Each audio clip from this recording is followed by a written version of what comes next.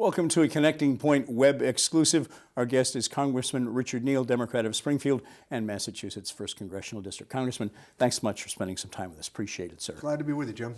I know, serving on Ways and Means, your primary area of interest is economic policy, but so much interest right now, and long-term, certainly it does affect the United States economy and our security in every sense. What's happening in the Middle East, in particular, this terror group that most of us hadn't heard about till recently, ISIS, Islamic State in Iraq and Syria. This terror organization, they've executed now a number of journalists, of aid workers. Secretary of State Kerry has been in Paris, meeting with world leaders, trying to come up with some common path to deal with ISIS. Despite what President Obama and Secretary Kerry have said to the contrary regarding the extent of American involvement, how concerned are you, how worried are you that this could escalate into another military confrontation for our country in that part of the world?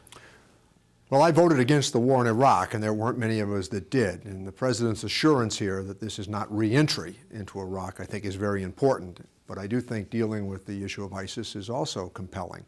Not to miss the point that these beheadings are meant to intimidate people who live in a representative democracy, and that they are more brutal by CIA and Joint Chiefs of Staff accounting than Al-Qaeda. And we all know what happened with them.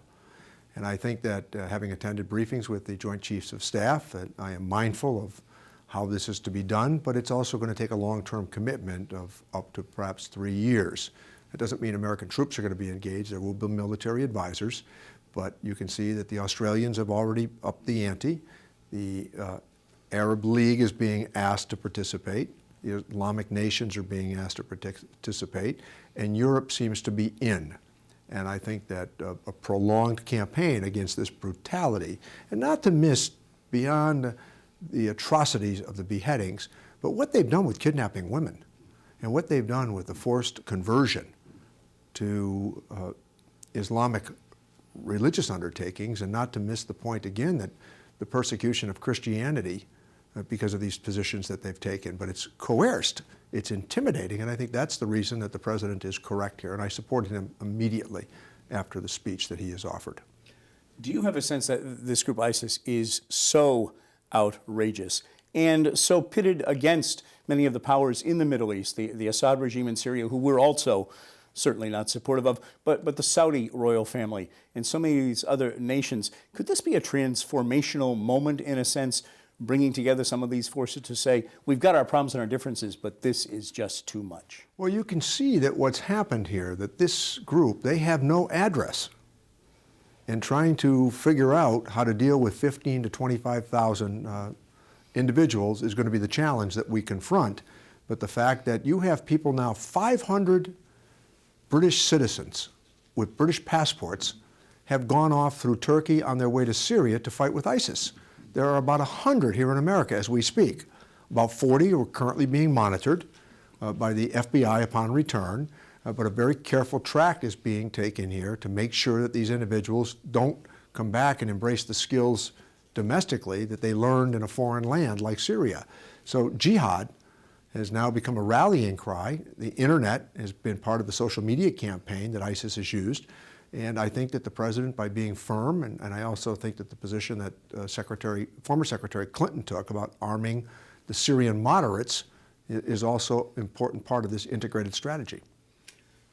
Is there a sense in Washington, in terms of what you're hearing, briefings you're getting, that this group ISIS is confined mainly to the Middle East, or is there a sense that there could be a strike against the U.S. homeland? Well, I think that's what we have to be careful of here, and I think that that's why addressing this issue in Syria and Iraq is so important to us. I also would embrace the whole campaign of using drones. I think that's important as well, and not to miss this campaign that will emulate what Bill Clinton did in Bosnia and what we did in Somalia as well. If you recall that in Bosnia and Serbia, that the surgical airstrikes that were embraced by Bill Clinton did not lose one American soldier, and in fact saved the Bosnian Muslims from genocide. That's very important, I think, here, and I think that's what President Obama is proposing.